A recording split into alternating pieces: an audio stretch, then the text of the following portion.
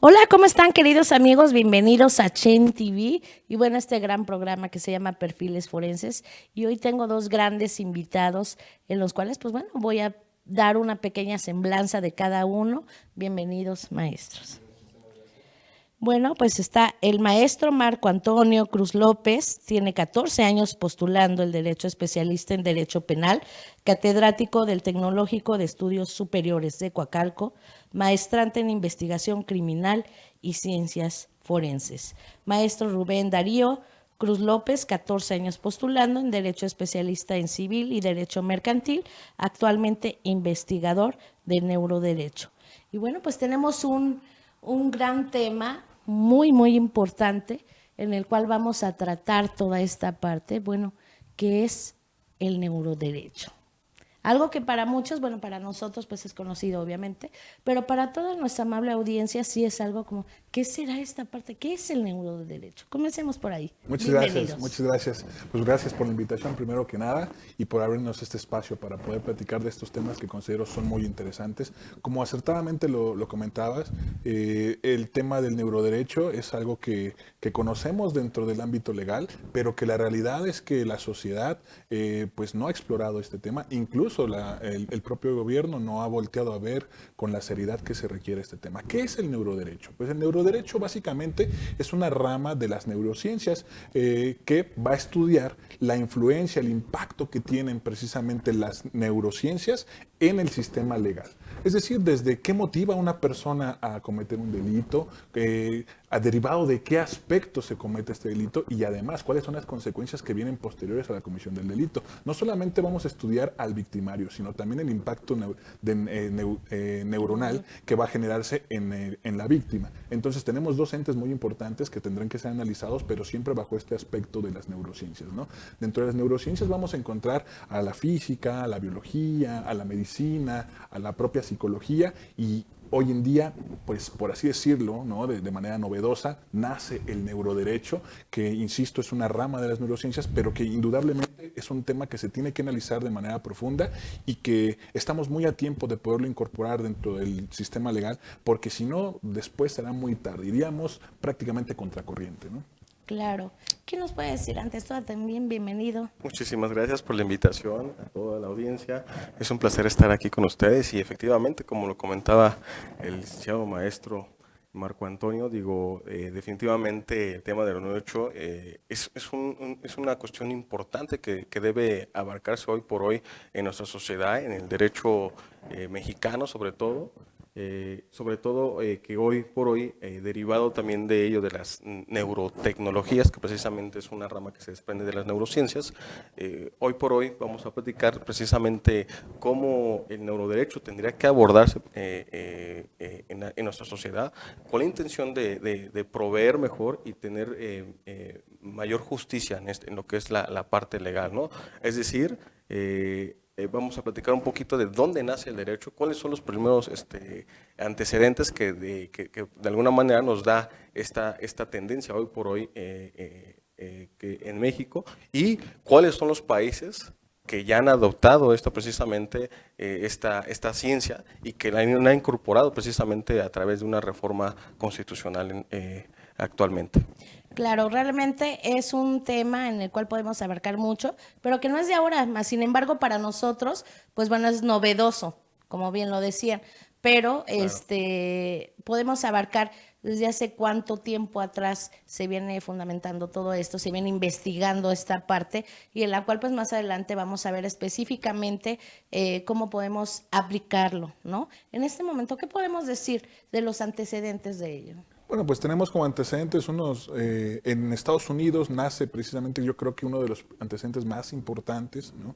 Que era un trabajador, esto estoy hablando de 1984. En 1984 había un trabajador en Estados Unidos que se dedicaba precisamente a a separar las vías de tren con una herramienta que básicamente es un tubo muy largo. Cuando realiza estos movimientos, sin querer, derivado de su trabajo, atraviesa su cabeza, se clava este tubo, atraviesa su cráneo desde un ojo y atraviesa su cerebro. Era muy conocida esta persona porque era una persona muy pacífica. Después resulta que, derivado de este accidente, lo trasladan al hospital con este tubo enterrado todavía dentro de su cráneo que atravesaba su cerebro. Afortunadamente, pues logra sobrevivir al accidente. Sin embargo, a partir de este accidente, comienza a cambiar su comportamiento. De ser una persona completamente pacífica, se convierte en una persona irritable, agresiva frente a la sociedad. Y esto, evidentemente, pues, hizo la necesidad de que los médicos se preguntaran, bueno, ¿por qué? ¿A qué se debe este cambio tan radical? Pues se descubrió que precisamente la afectación que generó este accidente dentro de su cerebro alteró partes del cerebro, de su hemisferio, que hicieron un cambio radical en su comportamiento y entonces permitió establecer que a veces la conducta no se puede entender como generalmente la entendemos en el derecho, ¿no? Es una conducta voluntaria, no necesariamente. El neuroderecho nos obliga a explorar que la conducta a veces se ve alterada por factores externos y no solamente se basa en la simple voluntad de la persona. Después de ahí nos vamos a 1996 con otro, un caso muy emblemático también en Estados Unidos de este chico llamado Charles Gage. Charles Gage es una persona que también era conocida por ser una persona muy pacífica dentro de la familia. Sin embargo, a edad adulta comenzó a mencionarle a su familia que de repente escuchaba voces en su mente. La familia se preguntaba qué sucedía, a llegar al grado en el que comenzó un día de la nada, agarró un arma que tenía en casa, se fue a un lugar público y empezó a disparar al público. ¿Qué sucede? Que pues desgraciadamente fue abatido por la policía en ese suceso, pero después de fallecer derivado de este acontecimiento, él dejó, precisamente antes de que esto sucediera, dejó una carta a su esposa hablando de que escuchaba voces en su mente y que estas voces eran las que le decían que matara a la gente, ¿no? Esto motivó a los médicos obligatoriamente a estudiar qué sucedió con él. Se dieron cuenta de que había un tumor en su cerebro y que pudieron deducir que el tumor influyó en la conducta violenta que empezó a generarse de manera tan repentina, ¿no? Entonces, estos son como los dos primeros antecedentes que obligan a estudiar un poquito de lo que en ese entonces no se conocía como neuroderecho, pero sí que abren el parteaguas precisamente para poder hablar o empezar a hablar de lo que son las neurociencias. ¿Por qué es tan importante estudiar lo que sucede en el cerebro humano y cómo es que factores externos pueden afectar la conducta de una persona? Desgraciadamente, nuestro sistema penal hoy en día solamente juzga la conducta. Es conducta contraria a derecho, entonces castigo por la conducta. Sin embargo, hay elementos que tienen que estudiarse forzosamente. Lo hemos visto en casos como el derecho mexicano. Tenemos ahí a Juana Barraza, la famosa Mataviejitas, ¿no? Que es fácil juzgar y decir, oye, pues mató a tantas personas. Sí, pero ¿qué motivó al delincuente a cometer estos homicidios? Evidentemente el neuroderecho no va a venir a hacer la varita mágica, ¿no?, para acabar con este tipo de problemas, pero sí nos permite entender el comportamiento humano de una manera más amplia, porque entonces entendemos que la Mataviejitas fue violentada por su propia mamá desde pequeña, que le decía que no la quería, que no quería que naciera, que quería que se fuera de la casa, la maltrataba. Veía hace poco tiempo un reportaje de una chica que fue entrevistada en un penal, que le decían Hello Kitty, esa persona que fue conocida porque mataba personas también, porque mataba varones. Sin embargo, cuando nos ponemos a escuchar sus antecedentes, su historia, nos platica ella que fue violada por personas, que fue violada por su propia familia, que ella le denunciaba a su mamá, oye, mi hermano me está violando, y su mamá decía, no te creo. Y entonces creces con este tipo de circunstancias que motivan una conducta delictiva. Y entonces si nosotros somos tan tajantes en decir conducta contraria a derecho, castigo, entonces estamos quedándonos cortos en lo que es una verdadera justicia. Claro, muy interesante estos casos y bueno, sí, realmente desde ese momento estudiados ya anteriormente para poder desarrollar toda esta parte y llegar, ¿no? Y ahí es cuando entran este tipo también de ciencias, ¿no?, que podemos entender, que forman parte de, ¿cómo cuáles pueden ser?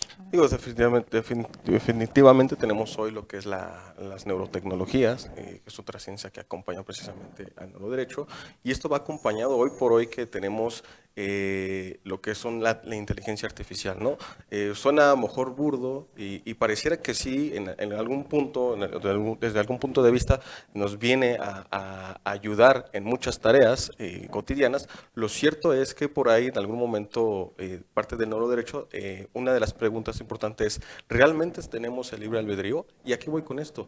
Si hoy de alguna manera podemos darnos cuenta a través de las redes sociales, de las diferentes redes sociales como YouTube, TikTok, entre otras, realmente estas redes hacen un análisis a través de un algoritmo que nos van influenciando. Es decir, es cuando nos damos cuenta que las decisiones que tomamos en su totalidad no son libres, ¿sí me explico? Van influenciadas.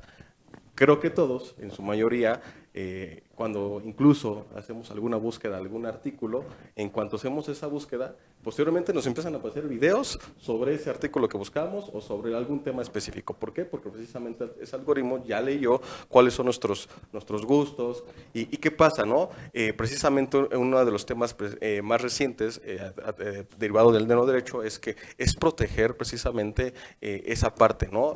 Hay 5 nuevos derechos que se pretenden incorporar a lo que es a los derechos universales, ¿no? Como es la protección a la mente, el libre albedrío, precisamente, tenemos lo que es la protección de ¿cómo se llama?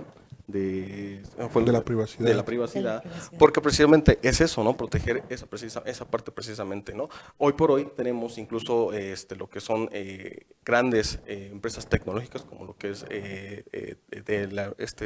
este personaje muy famoso, Elon Musk, que incluso ya hay herramientas que te permiten pues incorporar a través de un mecanismo electrónico, pues un chip, ¿no? Que para la ciencia o para enfermedades como Alzheimer, pues es beneficioso, pero al final del día ya no estás siendo tú propiamente, no está alterando tu personalidad, tu esencia. Entonces, lo que busca precisamente el neuroderecho es proteger esta parte, ¿no? Precisamente, ¿no? Este tipo de derechos que al día de hoy se pretenden incorporarse, porque hoy por hoy es una realidad que nuestras decisiones en la mayor parte del tiempo están influenciadas derivado de estas grandes empresas, ¿no? Sí, algo muy, muy interesante y muy, muy llamativo esta parte que estás nombrando. También por ahí tenemos, por ejemplo, estaba viendo alguna parte que, bueno, pues realmente lo más importante también es, por ejemplo, hacer un estudio neurológico a una parte que es mucho mejor que antes, como se utilizaba lo que era la parte de, ¿cómo El se llama? polígrafo, El ¿no? polígrafo, ¿no?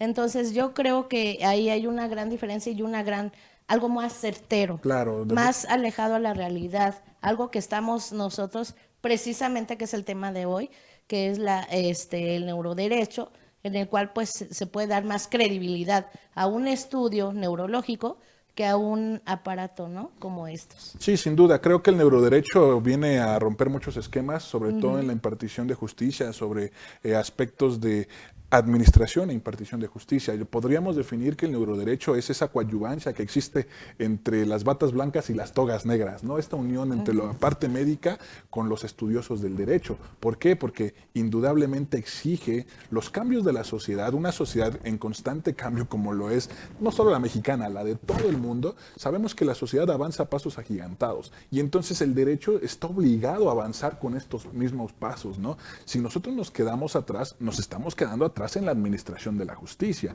Y entonces, ¿a qué voy con ello? Hablar de este tema del neuroderecho, de entender que la medicina, la psicología, la propia biología influye en cómo puedo actuar frente a la sociedad. Entonces, esto nos encamina a una justicia verdadera, o al menos más cercana como un ideal alcanzable a la sociedad, ¿no? Y lo citaba bien el licenciado Darío hace un momento, nuestras decisiones mayormente están influenciadas por factores externos. Es más, incluso podemos observarlo también en TikTok. Tú vas a un video de TikTok en el que exhiben a un policía y basta con que el narrador del video diga que lo quiso sobornar, que lo quiso agredir, para que la sociedad en automático entonces vea a este personaje de la policía como diciendo, sí es el malo. ¿Por qué? Porque ya quien narró la historia nos está diciendo qué tenemos que ver del otro sujeto. Es decir, ya lo está etiquetando, tiene el poder de etiquetar solamente con decir que una conducta fue determinada. Pero sabemos que dentro de toda historia siempre vamos a tener dos versiones, que incluso es algo que se explora desde el derecho de hace mucho tiempo, ¿no? Pero el poder que tiene una red social hoy en día, pues puede destruir a una persona o también puede ayudarla a desarrollarse tanto personal como profesionalmente, ¿no? Pero a lo que quiero ir es al hecho de que esto impactará de manera muy, muy grande en la conducta que tengan las personas y por eso es tan necesario y tan importante ponernos a hablar sobre este tema, pero sobre todo implementarlo en nuestro sistema de justicia, porque esto ya es algo que hoy por hoy es demandante por parte del sistema de justicia. Máxime que hoy tenemos incluso las propias redes sociales nos han establecido métodos de conducta. Lo vamos al hecho de Instagram, ¿no? Tú vas a Instagram y ves pues lo mejor de las personas, lo mejor de su vida, ¿no? Entonces, ¿qué pasa? Tú dices, oye, mi amigo lo veo en Suiza, lo veo en España, lo veo en París, yo quiero esa vida. Y entonces esto genera un impacto en las personas. Cuando tú no tienes la posibilidad de poder acceder a este tipo de vida que dices, pues porque yo no la voy a poder vivir, entonces vienen incluso algunas teorías criminológicas, ¿no? Esta teoría de la anomia y todo este tipo de cosas que nos dicen, bueno, si mediante medios legales no puedo acceder a esa vida que otros sí están viviendo, yo quiero y tendré que usar otro tipo de medios para poder vivir esa vida, ¿no? Pero al final del día estamos influenciados por el factor externo, no solamente por mi simple voluntad. Claro, realmente esta parte es pieza fundamental, que son todas las redes sociales y demás. Si bien es cierto, el manejo puede ser para bien, pero también puede ser para mal, ¿no? Como la apología del delito, ¿no? Entonces, que también influye en cierta manera en todos estos pensamientos, primordialmente para cometer algún delito. Y bueno, que prioridad, creo yo, que bueno, también puede ser preventiva y esta la vamos a platicar desde dónde es preventiva. Claro. Claro. ¿Cómo puede Y ser? que digo, al final del día, como bien se mencionaba, hace unos momentos, digo, son muchos factores los que intervienen para que una persona, un individuo, pues tome una decisión de manera correcta, asertiva o mala, ¿no? Y incluso para delinquir, ¿no? Incluso el derecho, como lo mencionábamos, pues se acompaña de otras ciencias, ¿no? Hay estudios donde, y creo que es bien sabido que hay ciertos alimentos que incluso alteran ciertas sustancias, ¿no? Como la dopamina, La serotonina. la serotonina. Entonces, hay personas que cuando no ingieren ese tipo de alimentos, pues esas sustancias o suelen bajar o suelen subir y que al final del día pues trascienden y alteran la conducta de la persona, ¿no? O los puede hacer más violentos, más apáticos, por ejemplo, chocolate, ¿no? Es por ejemplo un alimento que al final del día, pues cuando está una persona muy triste, por a lo mejor alguna ruptura amorosa, yo qué sé, la sustancia que se genera derivado de esa situación, pues, ¿qué es lo que hace una persona en esa situación? Pues come o dulce, ¿no? En este caso, chocolate, ¿no? Lo que hace precisamente el cuerpo se dice, requiero que comer ese alimento porque ese alimento me va a dar una sustancia en específico, ¿no? Para nivelarse precisamente, ¿no? Y que a lo mejor incluso no caiga en depresión. ¿Me explico? Y que lo que podría conducir esa depresión, pues al suicidio, ¿no? Entonces, si nos damos cuenta, incluso los alimentos, pues influyen precisamente en que una persona tome una decisión correcta o no. Es decir, por eso decíamos hace un momento, ¿no? No somos... no tenemos ese libre albedrío en su totalidad, porque de alguna manera, pues requerimos de factores externos, incluso en este caso, pues de los alimentos, ¿no? Híjole, oye, este tema es tan básico, pero también tan interesante, como lo venía diciendo. Por ejemplo, hoy el impacto que tiene que hacerse, si nosotros los abogados tenemos que estudiarlo, ¿no? Pocos son los que están, finalmente hoy en día un abogado penalista, en su caso, tiene que ser multidisciplinario y todavía adherirse a esta parte, pero también está la otra parte del juzgador. Claro. Y el juzgador es el primordial, quien tiene que estar preparado en este tema, precisamente porque él es quien va a decidir esta sentencia, ¿no? ¿Y cómo lo vamos a saber? Bueno, pues si tiene toda la argumenta por parte del abogado, defensa, pero finalmente también él tiene que saber de todo esto. ¿Cómo tendremos que manejarlo ahí? Sí, yo creo que hablar de neuroderecho habla de exigencias para quienes son juzgadores, ¿no? Quienes son administradores de justicia. ¿Por qué? Porque hoy en día hemos visto que te requieren para ser juzgador, ¿no? Bueno, más allá de la reforma judicial que hubo, pues te exigen mínimo la carrera de derecho. Sin embargo, pese a ello, esto no solamente con la reforma judicial, previo a la reforma judicial, claro que el juzgador se estaba quedando corto, porque ¿cómo podemos exigirle a un juzgador que decida sobre aspectos del derecho familiar, sobre aspectos del derecho penal? Es decir, una persona que solamente se le requiere la carrera de derecho, pues entonces podría incluso estar carente de empatía respecto de quien comete el delito, porque tú no sabes si la persona que lo cometió fue derivado de antecedentes que tuvo en su vida que lo motivaron a hacerlo porque sufrió de violencia, sufrió de violaciones. Entonces, claro que el juzgador debe de estar caracterizado por ser multidisciplinario. O sea, yo considero, indudablemente, sin temor a equivocarme, que un juzgador no solamente debe estar acompañado de la carrera de derecho, tendré que tener estudios de psicología, de criminología. Desgraciadamente, nuestro Código Penal establece que los peritajes solamente son orientadores para el juzgador. Es cierto, pueden ser orientadores porque le brindan mayores herramientas para poder juzgar sobre un caso determinado que le ha puesto a su disposición. Sin embargo, ¿cómo vas a juzgar con esta perspectiva orientadora o con base a los dictámenes si tú desconoces sobre lo que te están haciendo? Es decir, ¿yo cómo le doy peso psicológico a una materia en la que yo no domino? ¿Cómo le digo que el psicólogo oficial tiene la razón versus el psicólogo del perito privado? No es posible concebirlo de esta manera porque yo no tengo los conocimientos en la materia. Entonces, al final del día, es más fácil que el juzgador diga, pues este me gusta más, este me gusta menos, pero no con un pensamiento crítico objetivo, sino con un pensamiento de decir, bueno, este como que se ve más bonito y entonces elijo este, ¿no? Tendría que tener la obligación de tener estas ramas, estas disciplinas y estas ciencias acompañadas a la carrera de derecho. Y evidentemente la exigencia, pues en el neuroderecho yo creo que, insisto, en que es un tema que no solamente debe de implementarse, creo que tiene que ser forzosamente tiene que dar lugar a una reforma constitucional, porque hablar de la mente es hablar del espacio más privado del ser humano.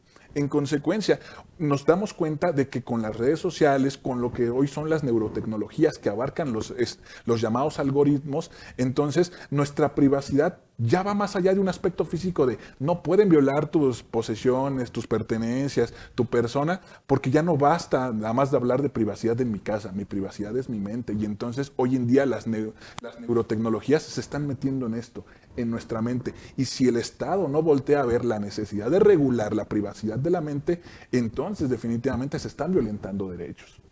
También por ahí tenía algo como indicar, ya supongamos que se hace esto efectivo en la ejecución, de decir, bueno, una parte, por ejemplo, acusado de una violación, tendrá que, aquí no tenemos esta parte todavía, pero de poder regular a una persona, precisamente nivelar para bajar el índice delictivo de esa persona. Sí, hablamos de que, hablando de los delitos como es la violación, hay estudios que indican que el famoso líbido, ¿no? Pues obviamente se ve alterado derivado de diversas sustancias que emana el cuerpo, y la forma en la que pretende compensarlas, pues evidentemente es a través de esta conducta delictiva. Y la neurociencia nos ha permitido establecer y saber que regulando estas sustancias del cuerpo, que nos da de manera natural, se podría bajar los niveles de libido para entonces de esta manera prevenir el que se pudiera cometer un nuevo delito de violación por parte de quien fue esta persona juzgada por este delito, ¿no? Y que además de ello, como bien se mencionaba, digo, en el neuroderecho de alguna manera nos permitiría que los juzgadores, los impartidores de justicia, pues pudieran establecer sentencias más justas, ¿no? Porque ¿qué pasa hoy por hoy?